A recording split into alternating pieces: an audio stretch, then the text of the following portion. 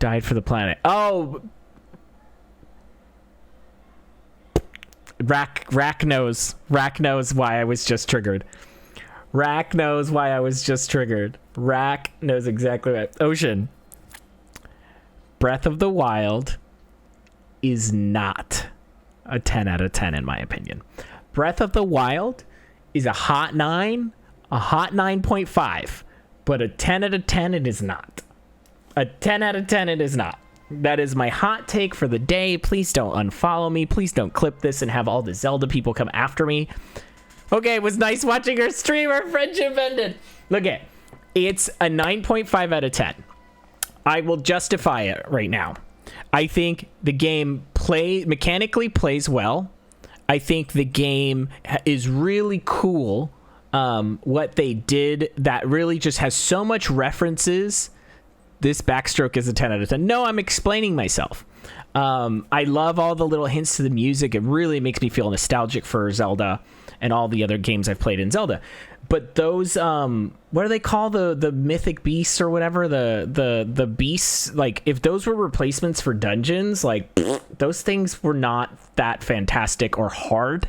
Like, I'm an Ocarina of Time, Majora's Mask. I want these puzzles, these dungeons. I want them to be complicated. I want to be able to use everything and to get a new item that just changes everything and makes me rethink the way I tackle a dungeon.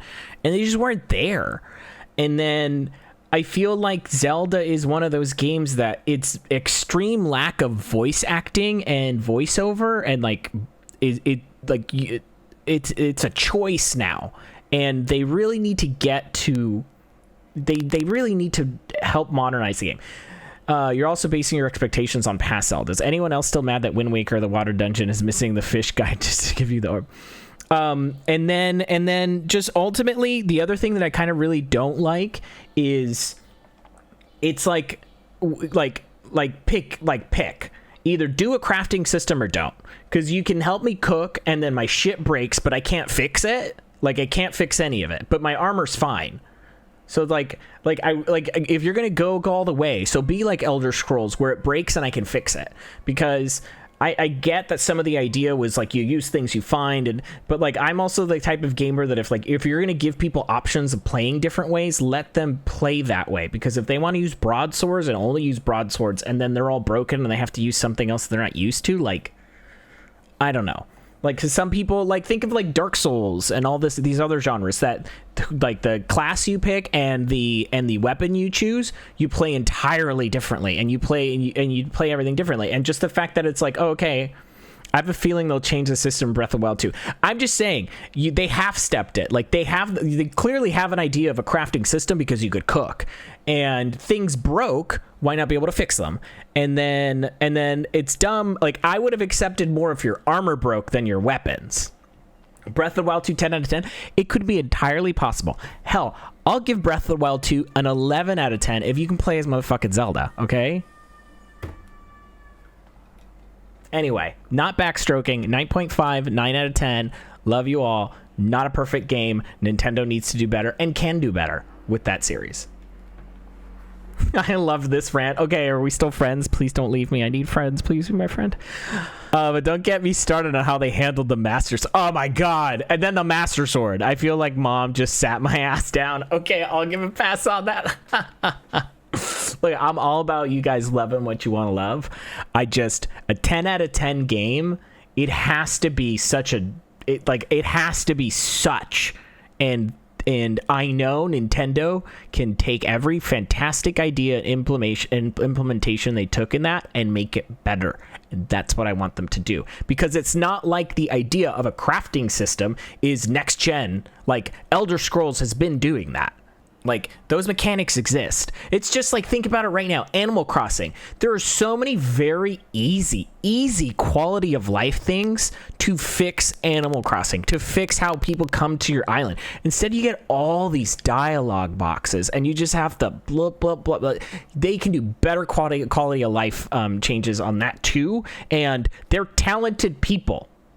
Yes, like, you should be able to go on your phone and just go bloop. And then the other thing, motherfuckers, you got me on a rant.